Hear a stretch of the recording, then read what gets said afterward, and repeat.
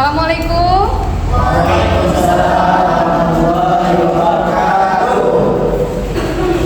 Kurang semangat kayaknya ya jauh salam minggu hari ini ya. Apakah sudah mulai sore? Ya, jangan mentang-mentang kelas sore loh jadi level gitu kan. Baik ya. Ulangi salamnya. Assalamualaikum warahmatullahi wabarakatuh.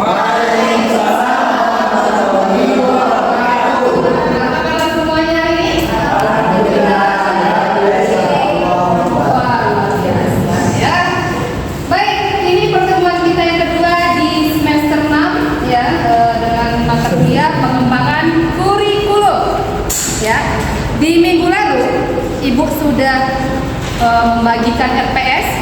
Kita juga sudah bagi kelompok menjadi 13 kelompok. Dan untuk materi hari ini, ya, itu Ibu yang menjelaskan. Jadi yang di RPS itu ada 14 materi ya.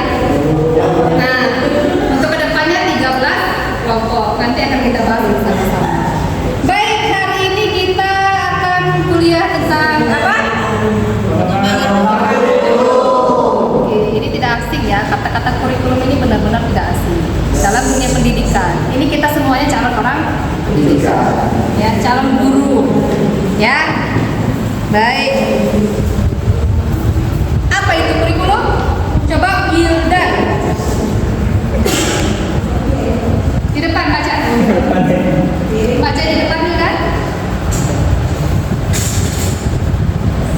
Apa kurikulum?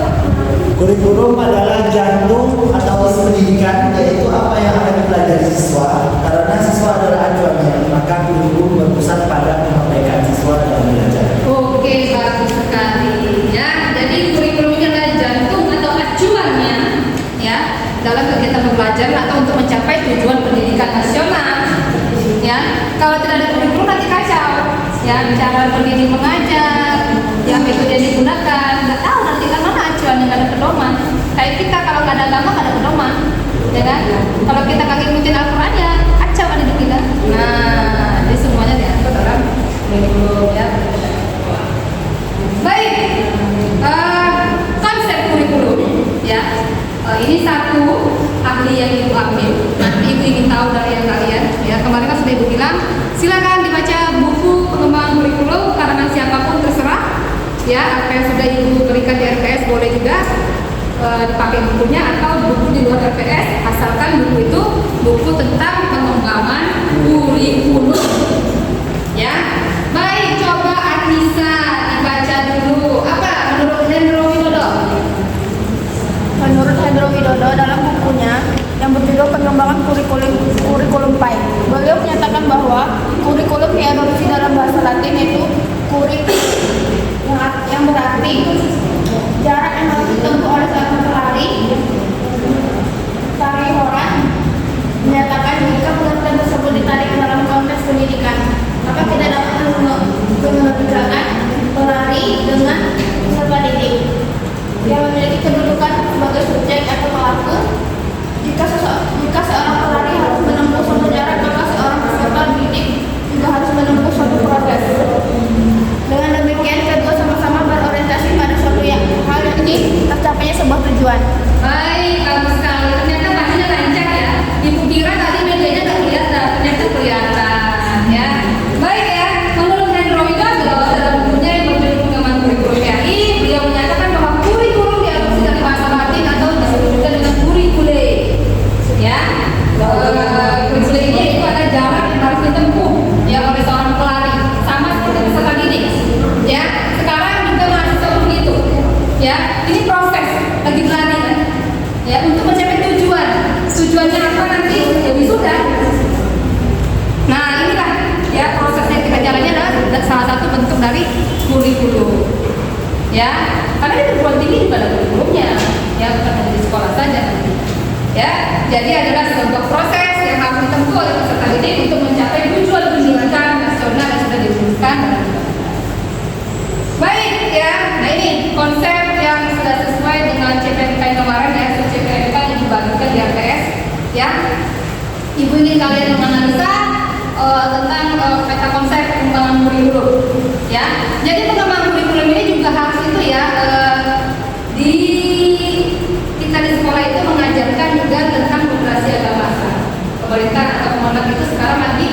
mendemokan tentang moderasi beragama agar adanya toleransi, ya, antar beragama, ya, tidak adanya tindak kekerasan karena perbedaan, ya, menghargai budaya lokal, ya.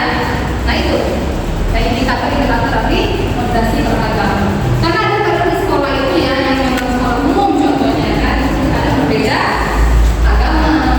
Nah saling menjelekkan antara agama Islam dan agama Kristen itu bisa boleh. Itu juga harus kita ajarkan dalam kurikulum dan dimasukkan ya dalam pembelajaran kita. Contohnya nilai-nilai dalam moderasi beragama itu.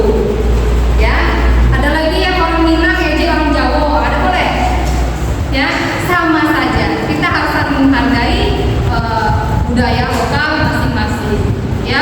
Nanti Rilda mentang-mentang orang Palembang kan putih-putih ngejek orang Papua Barat ya kan, kamu kita PK ada boleh dan kita kalau cantik-cantik ke Cina kan yang putih-putih kan ngejek kamu tegap-tegap gitu, itu tidak boleh. Salah satu cara moderasi agama itu nggak boleh ya. Kita ini orang Indonesia berbagai macam suku, budaya, agama, ras, nah sangat sensitif sekali. Jadi dalam pembelajaran itu harus kita ingat. Makanya kurikulum pun diatur, buku pelajaran pun diatur, ya. Makanya di sini ada konsep bidang studi, ya. Kalau dulu kan ada yang menyinggung kasusnya ya tentang kotekan atau budaya-budaya lokal, bukan itu nggak boleh, ya. Dalam pembelajaran, dalam materi pembelajaran tidak boleh kita mendiskriminasikan suatu budaya, agama ataupun suku yang ada di negara Kesatuan Republik Indonesia. Baik, yang ini konsep substansi, ya ada konsep substansi, sistem dan juga aplikasi.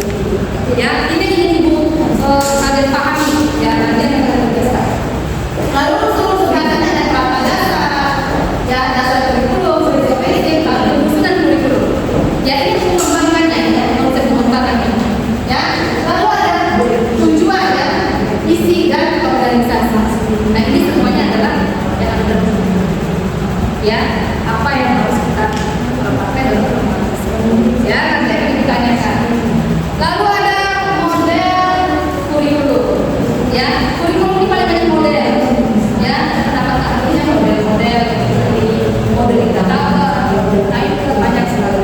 Ya, bukan model teknologi ya, model. Kurikulum bisa ada model yang banyak. Ya, yang pertama adalah subjek akademis. Ya, kurikulum subjek akademis bersumber dari pendidikan klasik dan berorientasi pada masa lalu. Semua ilmu pengetahuan dan nilai-nilai telah ditemukan oleh para pemikir masa lalu. Kurikulum ini lebih mengutamakan isi pendidikan. Ya, jadi kurikulum yang lalu-lalu itu tetap kita pakai. Ya, ada yang kita pakai, ada yang enggak. Namanya juga evaluasi. Karena kurikulum itu kan kadang nanti ada evaluasi. Lanjut ke model humanistik, yaitu kurikulum humanistik adalah model perencanaan kurikulum. Jadi dia mengembangkan potensi serta ya, kita kan nggak boleh ya kalau zaman dulu ya, dulu nih zaman kabur gitu ya. Ini ya. Kalau siswa itu atau misalkan misalnya cuma dalam satu master saja kita sering mencaci. Albert Einstein aja nggak sempat terbukti di sana. Nah, jadi setiap peserta didik itu punya potensi masing-masing. Itu yang harus kita gali. Ya, nah makanya sekarang itu juga diterapkan ya kurikulum Merdeka Belajar. Nah itu salah satu alasannya juga ya. Jadi nggak harus semua kita pinter enggak. Ya, makanya ahli itu ada ahli matematika, ahli fisika, ahli kimia, nggak ada di ahli semuanya. Ya, jadi semua itu punya potensi masing-masing kan. Lalu model teknologi, coba dibaca dulu Maya. Model kurikulum teknologi dikembangkan berdasarkan pemikiran teknologi pendidikan. Model ini sangat mengutamakan pembentukan dan penguasaan kompetensi. Model kurikulum teknologi berorientasi pada masa sekarang dan yang akan datang. Baik, teknologi ini nggak bisa kita lepaskan ya dari bangun tidur sampai tidur lagi. Ya, ibu pun sekarang menggunakan teknologi. Apa saja teknologi yang digunakan? Baik, ya ini media ini namanya ya. Memudahkan kan? Jadi ibu nggak perlu lagi nyorek-nyorek nulis gitu kan? Cukup di handphone, di laptop juga ada, ya. Handphone bisa dikoneksikan ke TV dan ini sebagai medianya, ya. Dan kalian pun bisa melihat kan, jelas kan. Nonton YouTube pun nanti kita bisa di sini ya, sama-sama. Tapi film yang bersifat edukasi yang berkaitan dengan kurikulum atau moderasi beragama. Lalu model rekonstruksi sosial. Kurikulum rekonstruksi sosial ini merupakan sebuah gagasan untuk menggunakan sekolah sebagai institusi perubahan dan pembelajaran positif seperti membangun masyarakat yang lebih baik. Jadi pendidikan itu adalah memanusiakan manusia dalam filsafat. Jadi tujuan pendidikan itu kalau kita belajar filsafat pendidikan, ya kenapa kok kita perlu pendidikan? Karena dengan pendidikan bisa memanusiakan manusia. Apakah kita belum manusia? Sudah. Ya, tapi bagaimana manusia bisa menjadi orang yang lebih baik, punya hasrat dan martabat. Ya, itulah. Allah pun juga sudah mengatakan dalam Al-Quran adalah gimana? Aku akan meninggikan derajat orang-orang yang berilmu pengetahuan bagi mereka ya berilmu pengetahuan, kan gitu ya. Itu. Baik, yang terakhir adalah evaluasi kurikulum. Coba Kowi baca dan baca. Evaluasi kurikulum adalah penerapan rumusnya untuk mengumpulkan data yang tadi dan variabel untuk membuat keputusan tentang kurikulum yang sedang berjalan atau telah dijalankan. Baik, evaluasi itu namanya kita mengevaluasi yang bisa mencari tahu apa kelemahannya, ya, apakah kurikulum sudah berjalan dengan baik atau belum, apakah pengembangan kurikulum ini sudah sesuai dengan indikator yang sudah ditentukan oleh pemerintah, kan seperti itu, ya. Lalu ada model evaluasi kurikulum, ya, ada evaluasi model penelitian, objektif, lalu model campuran atau multivariasi, ya, bermacam-macam modelnya, ya. Baik, tadi model kurikulum ya. Baik, yang terakhir adalah pantun dari Ibu sedikit untuk PowerPoint kita hari ini, yaitu adalah nasi goreng rasanya gurih, di mana dekat mana Ibu ucapkan terima kasih atas perhatian dan kehadiranmu. Tepuk tangan dulu. Baik, untuk Ibu ingin tahu ya batas mana kalian sudah memahami materi yang saya sampaikan tadi, Ibu ingin tanya, ya, Wildan lah. Wildan kan guru nih, ya, kuliah sambil kerja, mengabdi ya. Karena kan guru itu adalah orang yang sudah mempunyai kompetensi sebagai seorang pendidik, ya, dan juga sebagai SPD lah. Nah, ini karena pengalaman Wildan mengabdi di tempat Wildan kan sudah menerapkan Merdeka Belajar ya, kurikulum Merdeka Belajar. Apa perbedaannya dengan kurikulum 2013? Sistem pembelajarannya gimana? Dari sistem pembelajarannya itu berbeda. Ketika di K13 itu dituntut siswa lebih aktif daripada guru, siswa lebih menonjolkan kemampuannya dan guru hanya memonitoring atau menjadi fasilitator. Sedangkan sekarang di kurikulum Merdeka itu diberi kebebasan mulai dari peserta didik, murid, kepala sekolah dalam menerapkan atau memilih tema-tema tertentu dalam pembelajaran. Baik, tepuk tangan untuk Wildan. Nah itu ya, pengalaman itu adalah lebih terbaik ya. Jadi sebenarnya dia adalah menuntut ilmunya lagi. Pengalaman sudah ada ya, tinggal teori-teori apa sih dikembangkan lagi kompetensi dan potensinya digali lagi dalam bangku perkuliahan ya, itu gunanya kuliah ya. Lalu sebelumnya Wildan, Kori ya. Kori apa sih perbedaan atau karakteristik dari kurikulum 2013 dan kurikulum Merdeka Belajar? Yang paling menonjol kalau kita 13 itu apa? Yang paling karakteristiknya itu apa? Yang paling menonjol, paling bokeh, viral. Karakteristik kurikulum Merdeka itu fokus pada materi esensial sehingga pembelajaran lebih mendalam. Oke, kalau 2013 itu berpusat pada peserta didik, memberikan pengalaman langsung, tidak terjadi pemisah materi pembelajaran secara jelas. baik, kalau kurikulum 2013 itu sering disebut apa? Bisa? Kurikulum pendidikan? K13. Menekankan pada karakter. Betul. Dia tadi memang berpengalaman. Tepuk tangan lagi buat kita.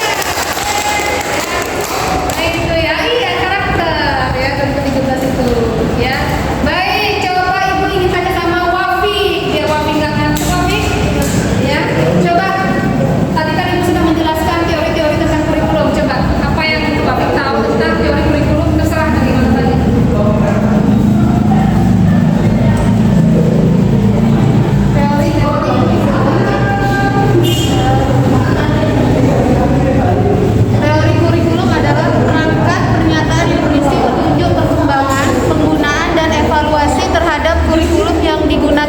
sekolah. Ada 3 jenis teori, yaitu teori belajar kognitif, behavioristik, dan humanistik. Baik, tepuk tangan.